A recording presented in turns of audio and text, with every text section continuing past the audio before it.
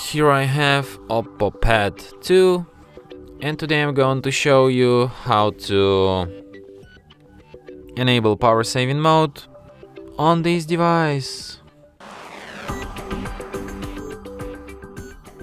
So firstly you have to go to upper bar, and here you can find this power saving button. So by tap on it once, you can switch this power saving mode by holding your finger on to can access some of its settings. For example, you can enable power saving mode here too. You can set it to automatically turn off when battery is charged up to 19%. You can turn on it at a specific battery level. You can adjust its default optimizations, so you can enable reduce screen brightness, change auto screen off time to 15 seconds, disable background synchronization, and lower screen refresh rate. So yeah, that's all the settings of this mode.